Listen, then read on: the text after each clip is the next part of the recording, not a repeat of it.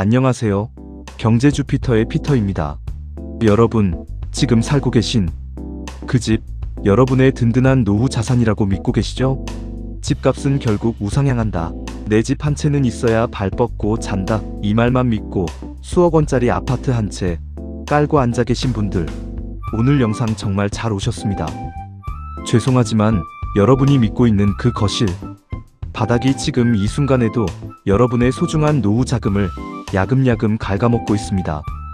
오늘 제가 드리는 경고 무시하고 버티다가 조만간 집값은 떨어지는데 세금과 건보료는 감당 못해서 눈물을 머금고 금매로 던져야 하는 최악의 상황을 맞이하게 되실 겁니다.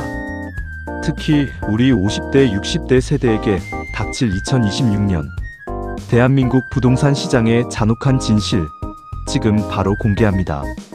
최근 부동산 시장은 과거 10년과는 완전히 다른 양상을 보이고 있습니다. 고금리는 고착화되었고 인구 구조는 급격히 변하고 있죠. 특히 우리 50대, 60대 세대에게 가장 치명적인 것은 바로 징벌적 보유세와 건보료 폭탄입니다. 2026년 공시가격 현실화율이 69%로 동결되었다고 안심하시나요? 천만의 말씀입니다. 서울과 수도권의 이른바 똘똘한 한 채들은 시세 상승분이 반영되면서 보유세가 전년 대비 150% 세부담, 상한선까지 꽉 채워오르는 단지들이 속출하고 있습니다. 소득은 없는데 나가는 돈만 불어나는 구조, 이게 바로 부동산 빈곤층 즉 하우스푸어로 가는 고속도로입니다. 자, 여기서 잠깐 집중해주세요. 지금부터가 진짜입니다. 그래도 내 집은 오를 거야 라고 막연하게 기대하시는 분들, 국토교통부가 발표한 2026년 주택시장 보고서를 보셨습니까? 지금 여러분이 살고 있는 지역이 공급 과잉이나 인구 유출 지역에 포함되어 있다면 3년 뒤에는 사고 싶어하는 사람이 아예 사라질 수도 있습니다. 잠시 후 공개할 2026년 무조건 탈출해야 할 지역 리스트와 살아남을 부동산의 조건 3가지를 모르면 여러분의 은퇴 설계는 시작도 하기 전에 무너집니다. 특히 마지막 3번째 갈아타기 전략은 자산가들이 조용히 실행 중인 비법이니 절대 놓치지 마세요. 많은 분이 나중에 자식들에게 물려주면 되지라고 말씀하십니다. 하지만 현실은 냉정합니다. 상속세율을 생각해 보셨나요? 2026년부터 상속세 자녀 공제가 5억 원으로 상향되었다는 소식에 좋아하셨겠지만 서울 아파트 평균가를 생각하면 여전히 수억 원의 세금이 기다리고 있습니다. 집값이 올랐다고 좋아할 게 아닙니다. 오른 만큼 국가가 떼어가고 남은 돈으로 자녀들이 화목하게 지낼 수 있을까요?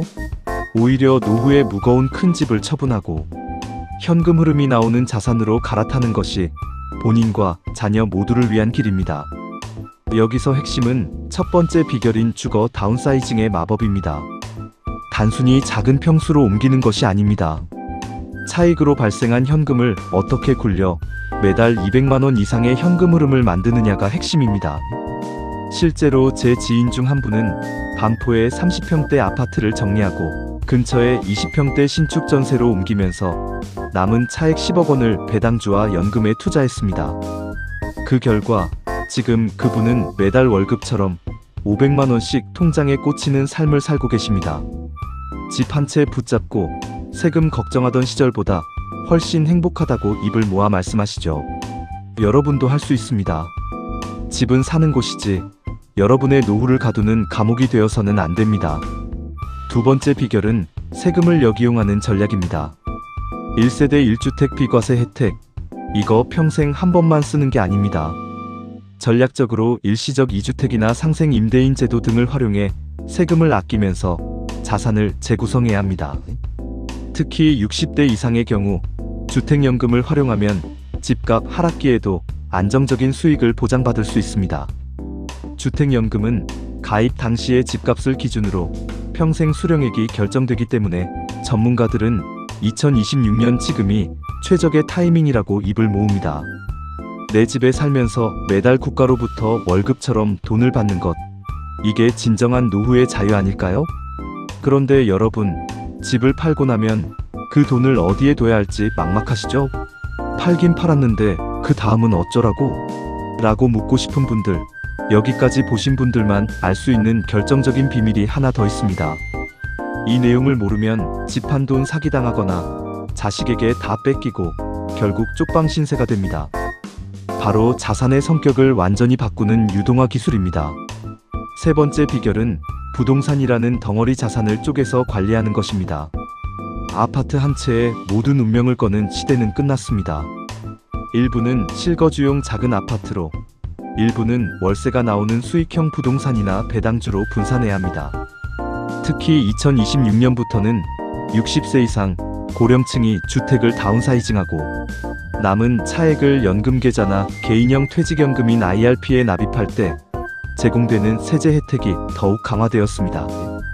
최대 1억 원까지 납입 한도를 활용해 비과세 혜택을 누리며 노후 자금을 불리는 법, 이걸 아느냐 모르느냐가 여러분의 70대와 80대를 결정합니다. 여기서 아주 중요한 팁 하나 더 드립니다. 많은 50대, 60대 세대분들이 놓치시는 게 바로 양도세 계산입니다.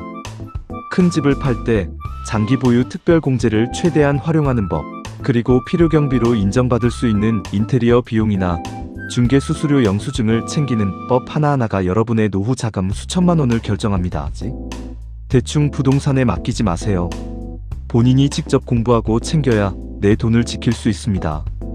잠시 후 공개할 이 내용을 모르면 지금까지의 고민은 아무 소용 없습니다. 바로 건강보험료의 습격입니다.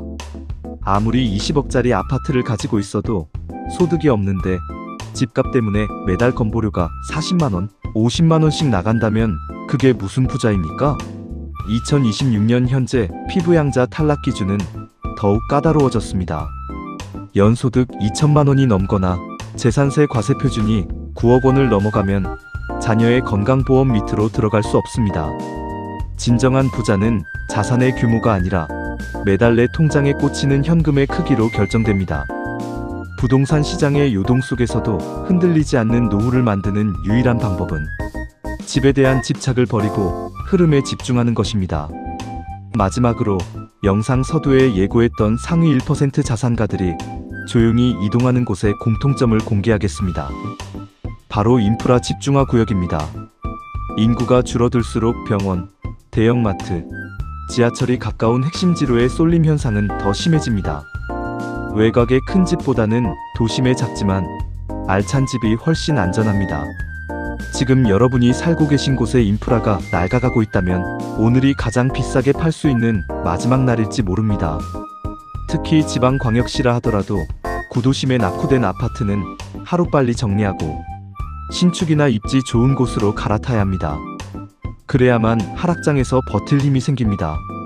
여러분, 30년 전의 부동산 상식으로 2026년을 살아가려 하지 마세요. 준비되지 않은 내 집 집착은 여러분의 노후를 망치는 독입니다. 오늘 제가 말씀드린 주거 다운사이징의 실전 기술, 세제 혜택 활용법, 그리고 현금 흐름 중심의 자산 재편 이 세 가지만 기억하셔도 여러분의 소중한 노후를 당당하게 지켜낼 수 있습니다. 더 구체적인 지역별 하락 전망이나 내 아파트 세금 계산법, 그리고 주택연금 예상 수령액이 궁금하시다면 이어지는 쇼츠 영상들을 꼭 확인해주세요. 오늘 내용이 조금이라도 도움이 되셨다면 구독과 좋아요, 그리고 알림 설정까지 부탁드립니다. 여러분의 클릭 한 번이 경제 주피터 채널이 지속되는 큰 힘이 됩니다. 우리 모두 당당하게 불을 지키고 누리는 경제 주피터가 됩시다. 지금까지 피터였습니다. 감사합니다.